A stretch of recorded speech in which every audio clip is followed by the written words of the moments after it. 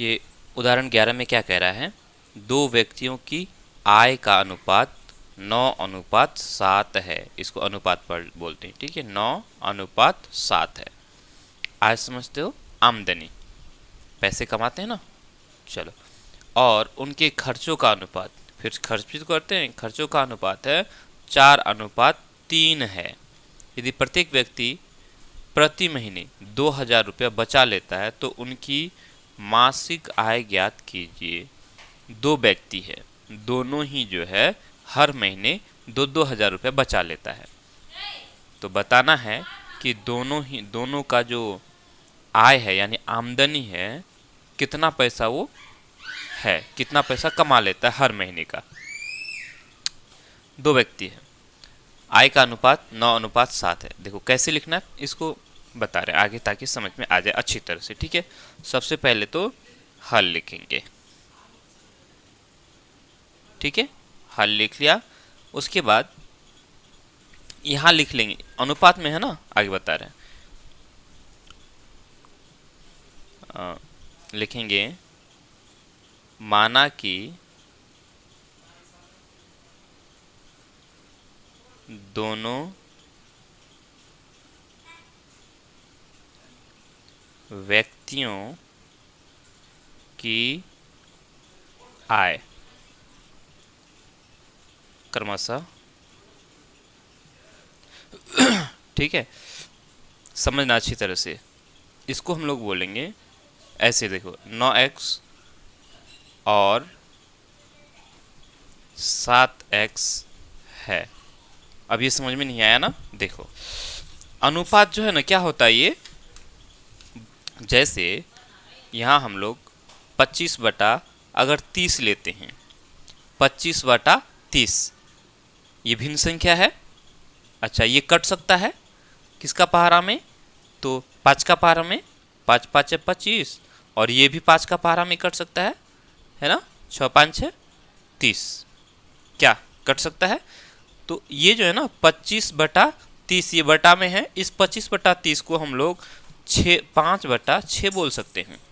क्या बोल सकते हैं, 5/6, यानी ये ऊपर वाला 5 और नीचे वाला 5 खत्म हो गया।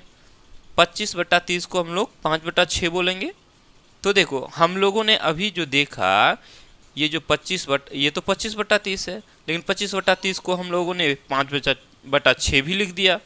अब भाई ये 5 कहाँ चला गया, तो 5 ये दोनों में कॉमन था। ठीक उसी तरह से ये जो अनुपात होता है ना, हाँ, ये 5/6 को हम लोग 5:6 बोलेंगे, 5:6। तो देखो यहाँ जैसे 5 था, राइट, दोनों में 5 था कॉमन, 25 में 5 है और 30 में भी 5 है, तो 25 का 5 और 30 का 5 को कैंसिल कर दिया तो बच गया 5/6। इसको हम लोग इसी तरह से, अब चूंकि अगर 5:6 दिया हुआ है, ठीक है, 5:6 दिया हुआ है, तो इसको जब हम लोग बटा में करेंगे तो ये क्या हो जाएगा, 5/6 हो जाएगा। सीधा हम लोग 5/6 नहीं लिख करके हम इसको 5x/6x लिखेंगे। थोड़ा ये समझो, ये जो x हम लोगों ने इसलिए लिया क्योंकि दोनों ही जो अनुपात है, दोनों में ही कोई एक संख्या है जो कॉमन संख्या है, कांस्टेंट है, एक निश्चित संख्या है जो यहाँ दिखाई नहीं दे रहा है। बस सिंपल, जब भी अनुपात में दिया हुआ रहे तो उसको हमें क्या करना है, जैसे 9:7 दिया हुआ है तो एक को हम लोग 9x बोलेंगे और दूसरा को 7x बोलेंगे। क्यों, क्योंकि ये जो है अनुपात का मतलब अनुपात मतलब बटा में है। 9:7 का मतलब 9/7 हो गया, ठीक है, 9/7। और साथ में हम ये भी जानते हैं, जैसे हम लोगों ने अभी जो देखा, जैसे 25/30 है, इस 25/30 में क्या क्या है भाई, 5 × 5 और 6 × 5 है। तो 5 का पारा में दोनों ना कट जाता है, तो दोनों का 5 खत्म हो जाएगा, तो बचा क्या, 5 और ये 6, इस तरह से बच गया।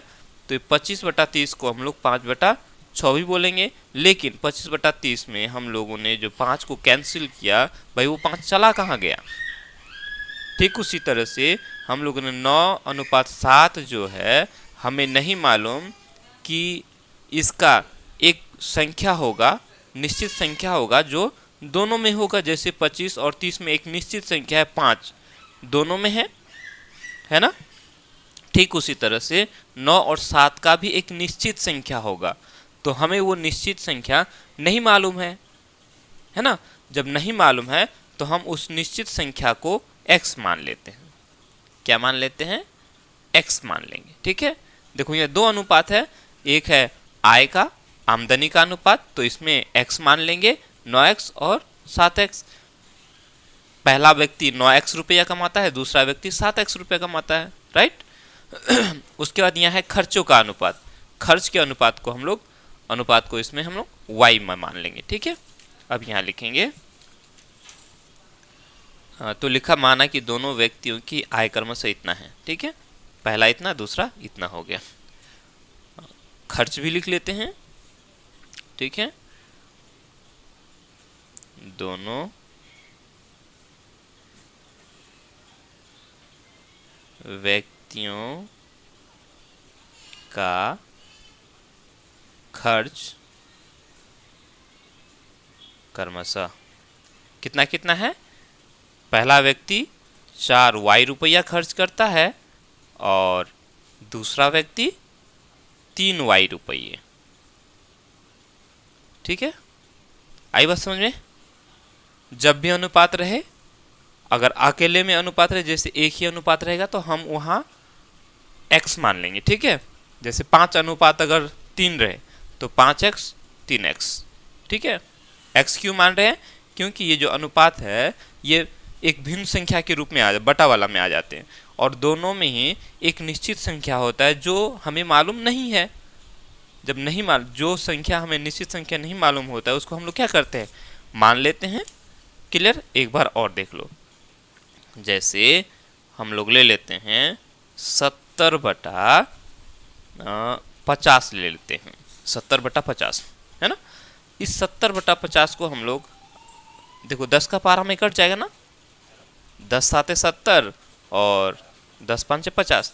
इस 70/50 को हम लोग 7/5 लिख सकते हैं।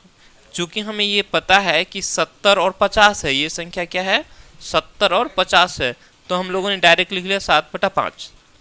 अगर वहीं हमें ये नहीं मालूम होता कि ये 70 है और ये 50 है, 70 और 50 में 10 एक संख्या है जो दोनों में, एक निश्चित संख्या 10 है जो दोनों में है ना। तो यहाँ हमें मालूम है तो हम लोगों ने तो लिख लिया, लेकिन यहाँ हमें नहीं मालूम है। सिंपल जब अनुपात दिया हुआ है 9:7 दिया हुआ है, तो हमें यहाँ दोनों का जो निश्चित संख्या है वो हमें नहीं मालूम है। ठीक है, जब नहीं मालूम है तो हम इसको 9x/7x बोलेंगे। एक निश्चित संख्या है x जो दोनों में है। क्लियर, समझ में आई बात। तो कहीं भी बटा में हो, अनुपात में हो, तो उसके साथ हम x मान लेंगे, राइट। अब चूंकि यहाँ दो अनुपात है, एक है आमदनी का, दूसरा है खर्चा का, तो आमदनी वाले को हम लोग x मान लेंगे और खर्चे को y मान लेंगे। मतलब पहला व्यक्ति 9x रुपया कमाता है और 4y रुपया खर्च कर देता है, दूसरा व्यक्ति 7x रुपया कमाता है और 3y रुपया खर्च करता है। ठीक है, चलो अब प्रश्न में क्या कह रहा है उसके अनुसार लिखेंगे। प्रश्नानुसार, अब प्रश्न में क्या कहा है कि दोनों ही व्यक्ति जो है ना हर महीना 2000 रुपये बचा लेता है। मतलब पहला व्यक्ति 9x रुपया कमाता है और 4y रुपया खर्च कर देता है, तो 9x में से हम 4y को घटा देंगे, है ना। इतना रुपया कमाया और इतना रुपया खर्च कर दिया, बचाया कितना भाई, 2000 रुपया। 2000 रुपया बचा है ना, तो ये हमारा समीकरण 1 हो गया। क्लियर, ठीक है। पुनः अब हम दूसरे व्यक्ति की बात करेंगे। कितना कमाता है, 7x रुपया कमाता है। ठीक है, उसमें से 3y रुपये खर्च कर देता है।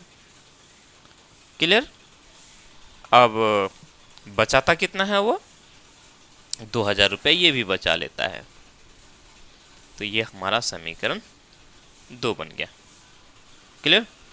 देखो अब हम लोग इसको यहाँ से जो है विलोपन विधि से इसको हल करेंगे। ठीक है, क्योंकि अब हम लोग जो आ गए हैं वो अनुच्छेद 3.4 को कर रहे हैं, नहीं? तो इसमें हम लोग क्या पढ़ेंगे? विलोपन विधि। ग्राफिक विधि पढ़ चुके हैं, उसके बाद हम लोगों ने प्रतिस्थापन विधि पढ़ लिया। अब हम लोग पढ़ेंगे विलोपन विधि। ठीक है, विलोपन विधि में क्या करेंगे हम लोग?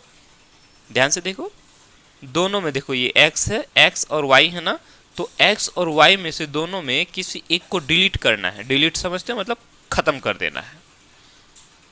कैसे? यहाँ ध्यान दो। ये 9x है और ये 7x है, ये जोड़ में है, ये भी जोड़ में, दोनों जोड़ में है ना।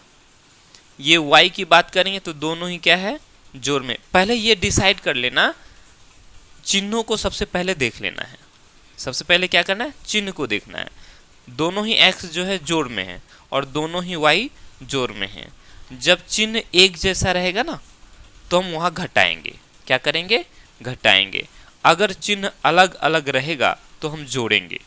क्या करेंगे? जोड़ेंगे। दिमाग में ये रखो, ध्यान में, कि जब चिन्ह एक जैसे रहे, x की बात करेंगे तो दोनों का चिन्ह एक जैसा है, जोड़ है। y की बात करेंगे तो y भी जो है दोनों घटा में है ना। तो हमें यहाँ क्या करना है? घटाना है। क्या करना है? यहाँ घटाना है। ठीक है, अब मर्जी किसको घटाएंगे? आपकी मर्जी, चाहे तो x को खत्म करो या y को खत्म करो। देखो, x को डिलीट करने के लिए हमको दोनों x को बराबर करना है। ये 9x है और ये 7x है, तो दोनों को ही बराबर करना है। यदि आप y को खत्म करना चाहते हो तो दोनों को बराबर करना है। ये 4 है, ये 3 है, तो नहीं चलेगा, दोनों को बराबर करना है। जितना ये होगा उतना ये होगा। अब बराबर करेंगे क्या? तो अगर बराबर ना हो तो बराबर करने का तरीका क्या है? हम देखो, जैसे अगर y को बराबर करते हैं तो 3 से हम इसको गुना कर देंगे और इसको 4 से गुना कर देंगे तो बराबर हो जाएगा। इसको 3 से अगर गुना कर दे तो 4 तिया 12, और इसको अगर 4 से गुना कर देंगे तो 3 चौका 12 हो जाएगा। मतलब एक दूसरे को आपस में गुना कर देना है। इसको इससे गुना करना है और इसको इससे गुना कर देना है, तो क्या हो जाएगा? दोनों बराबर हो जाएगा। पहले क्या बोले? पहले देखना है चिन्हों को। ठीक है, मान के चलते अगर ये जोड़ एक जोड़ में होता है, ये घटा में और ये जोड़ में, तो दोनों को क्या कर देते? जोड़ देते। दोनों को क्या करते? जोड़ देते। या फिर अगर ये x में अगर होता कि ये घटा में और ये जोड़ में होता तो दोनों अलग अलग चिन्ह हो जाता, तो हम इन दोनों को क्या करते हैं? जोड़ देते। ठीक है, चलो अब बारी आई डिलीट करने का। तो कैसे डिलीट करते हैं? देखो ध्यान से, हमने क्या करना है? ये जो इसको 12 बनाना है, ये 4 है और ये 3 है, तो 4 को हम 3 से गुना कर देंगे और इसको 4 से गुना कर देंगे। ठीक है, यहाँ लिखेंगे, ऐसे लिखेंगे। देखो, समीकरण 1 को गुना करेंगे। समीकरण 1 गुना कितना करेंगे? 3। ठीक है, इसको 3 से गुना करेंगे, मतलब सब को गुना करना पड़ेगा। तो ये सब क्या है? समीकरण 1 है, तो इस समीकरण 1 को हम 3 से गुना कर देंगे। ठीक है, गुना करने के बाद क्या करेंगे? घटा देंगे। किस? यहाँ लिखेंगे ऐसे, क्योंकि घटा रहे हैं ना, तो हम लिखेंगे घटा। अगर जोड़ते तो जोड़ लिखते, अगर हमें जोड़ना था तो जोड़ लिखते, चूंकि हम इनको घटाएंगे तो यहाँ घाटा लिखे। ठीक है, उसके बाद ये समीकरण 2 है, तो लिखेंगे समीकरण 2। ठीक है, समीकरण 1 को हमने 3 से गुना कर दिया, उसके बाद घटाया, फिर समीकरण 2 को हम क्या करेंगे? समीकरण 2 मतलब इसको 4 से गुना करना पड़ेगा, तो हम समीकरण 2 गुना 4 करेंगे। बहुत आसान है, अच्छा भी लगेगा। देखो ध्यान से, लिख लिया? क्लियर? हमने क्या लिखा? समीकरण 1 गुना 3, तो समीकरण 1 को हम 3 से गुना करेंगे, तो 3 से सबको गुना करना है। 9 को 3 से गुना करो, कितना हो जाएगा? 9 तिया 27x। क्लियर? ठीक है, उसके बाद घटा है, यहाँ घाटा लिख लो। ठीक है, 4 है तो 4 को हम 3 से गुना करेंगे तो 4 तिया 12y बराबर है, बराबर लिखो। ये 2000 है, इस 2000 को हमें क्या करना है, फिर 3 से गुना करना है तो 3 दूनी 6000 हो गया। राइट, इतना हो गया। चलो अब हमें क्या करना है, इस समीकरण 2 को लिखना है। क्या करना है, समीकरण 2 को लिखना है। ठीक है, समीकरण 2 क्या है, 7x है। तो समीकरण 2 को हम क्या करते हैं, 4 से गुना कर रहे हैं ना, 4 से क्या कर रहे हैं, गुना कर रहे हैं। ठीक है, तो 7 चौका 28x लिख लिया। पुनः हमें करना है, घटा है तो घटा यहाँ रहने दो। देखो अगर चिन्ह को एक साथ में गुना कर रहे हो तो चलेगा, कर लो, एक साथ में भी कर सकते, कोई दिक्कत नहीं। जैसे घटा है, ठीक है, तो घाटा खैर फिलहाल अभी जैसा है वैसा रहने दो ताकि दिक्कत नहीं होगा। घटा है, घटा है, घटा डाल दो। उसके बाद इसको 3 को हम 4 से गुना करेंगे, 3 चौका 12 हो जाएगा, 12y बराबर है, बराबर लिखो। राइट, उसके बाद ये 4 है तो ये 2000 है तो 4 दूनी 8000 हो जाएगा, ये हो गया 8000। अब इस तरह से लाइन खींच देना है, लाइन खींच दिया। अब देखो चूंकि हम यहाँ घटा रहे हैं ना, यहाँ अगर यहाँ जोड़ होगा तो इसमें कुछ नहीं करेंगे। अगर यहाँ घटा रहे हैं तो क्या करेंगे, जैसे ये इसका चिन्ह जोड़ है तो यहाँ नीचे घटा लिखेंगे, ये घटा है तो यहाँ जोड़ लिखेंगे। 8000 का चिन्ह कुछ नहीं मतलब जोड़ है तो इसको घटा लिखेंगे। ठीक है, मतलब इसका चिन्ह घटा हुआ, इसका चिन्ह जोड़ हुआ और इसका चिन्ह घटा हुआ। जैसे बहुपद में बहुपद में भाग बनाया है ना, तो भाग में क्या करते थे, ऐसे चिन्हों को बदलते हैं ना। चलो इतना हो गया। अब हमें क्या करना है, घटाना है। तो देखो 28 का चिन्ह घटा हो गया, 27 का चिन्ह जोड़ हो गया। तो 28 में से 27 ठो x चला जाएगा, कै ठो x बचेगा, 1 ठो x बचेगा, एक ठो ना बचेगा जी। यहाँ 28 ठो x है, यहाँ 27 ठो x है, दोनों एक जोड़ में एक घटा में तो घटाएंगे। 28 में से 27 ठो चला गया तो 1 ठो x बच गया। चूंकि हमने 28 से घटाया, 28 का चिन्ह घटा है तो यहाँ घटा लगाएंगे। क्लियर, चलो अब देखो यहाँ ये 12y जोड़ में और ये 12y घटा में, तो दोनों क्या हो गया, ये हो गया डिलीट। ये क्या हो गया, डिलीट हो गया, विलुप्त हो गया। विलुप्त का मतलब गायब हो जाना। तो देखो हमने एक पद को गायब कर दिया, विलुप्त कर दिया, इसलिए इसको कहते हैं विलोपन विधि। ठीक है, हमने विलुप्त कर दिया एक पद को। अब ये घटा x बराबर हो गया, ये ध्यान दो। देखो ये 8000 घटा में है, ये 8000 क्या है, घटा में है, और ये 6000 जोड़ में है। तो क्या करेंगे, हम घटाएंगे। क्या करें, तो 8000 में से 6000 चला जाएगा, कितना बचेगा, 2000 बचेगा, है ना। चूंकि 8000 से घटा है, 8000 का चिन्ह घटा है तो यहाँ घटा हो जाएगा। मतलब देखो इधर भी घटा और इधर भी घटा, दोनों तरफ घटा है ना, तो ये दोनों घटा को खत्म कैंसिल कर देंगे। ठीक है, यानी x बराबर जो आया वो कितना आया, 2000 आया। x बराबर 2000 आ गया। अब हमें y भी तो ज्ञात करना है। x और y जब ज्ञात कर लेंगे तो दोनों व्यक्तियों का आय और खर्च दोनों ही निकल जाएगा। क्लियर, चलो अब हम इस x का मान को किसी भी समीकरण में बैठा दो, चाहे तो समीकरण 1 में बैठा हो या समीकरण 2 में बैठा हो। ठीक है, देखो है ना, प्रतिस्थापन विधि से अच्छा लग रहा है ना, आसान लग रहा है। ठीक है, ज़्यादा इसमें करना भी नहीं पड़ता है। चलो लिखेंगे x का मान समीकरण किसी में, समीकरण 2 में रख लो क्योंकि छोटा छोटा मान है ना, समीकरण 2 में छोटा छोटा है ना, नहीं बात बराबर है। समीकरण खैर किसी समीकरण 2 में रखने पर, चलो समीकरण 2 में रखते हैं। समीकरण 2 क्या है, 7x, तो 7x है, x की जगह हम x का मान लिखेंगे 2000। ठीक है, घटा 3y है तो घटा 3y बराबर 2000 है तो बराबर 2000। क्लियर, इतना ठीक है। चलो अब इसको आगे बढ़ाएंगे, यहाँ लिखेंगे या। ठीक है, तो यहाँ थोड़ा सा शॉर्ट कर लेते हैं, तो ये घटा 3y हो जाएगा। ठीक है, ये 2000 हो गया, 7 दूना 14000 हो गया। तो इस 14000 को बराबर किस पार लेके आ जाएंगे, है ना, 14,000 जोड़ में हो जाएगा, तो इस पर लाएंगे तो क्या हो जाएगा, घटा में हो जाएगा ना, 14,000। ठीक है, कोई दिक्कत?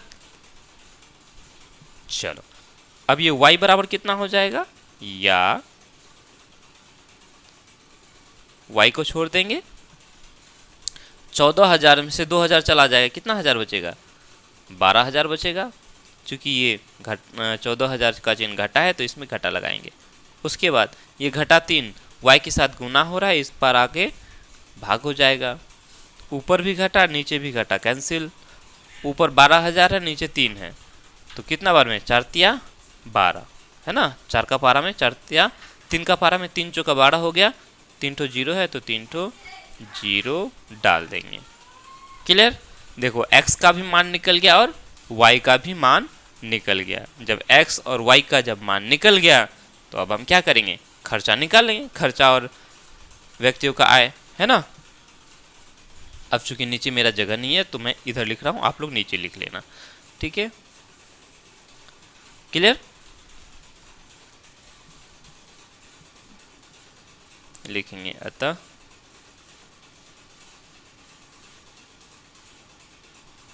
दोनों व्यक्तियों की आय क्रमशः,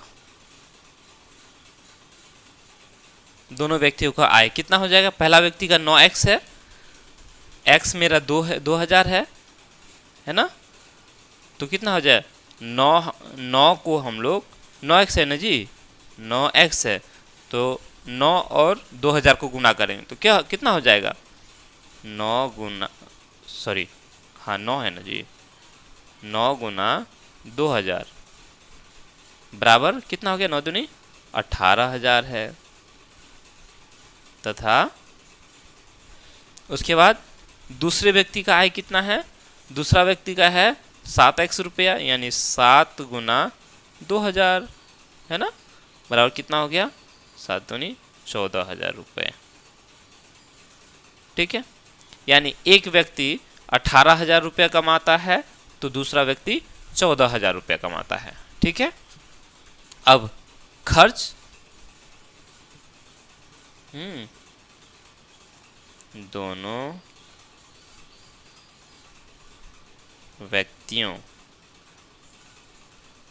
का खर्च क्रमशः, खर्च कितना हो जाता है, पहला व्यक्ति खर्च करता है 4y रुपया, कितना रुपया, 4y रुपया, यानी 4 गुना y मतलब 4,000, 4,000 तो 4 चौका 16,000। पहला व्यक्ति 18,000 रुपया कमाता है, 16,000 रुपया खर्च कर देता है, तो बचा कितना उसके पास, 2,000 ही बचा भाई, है ना।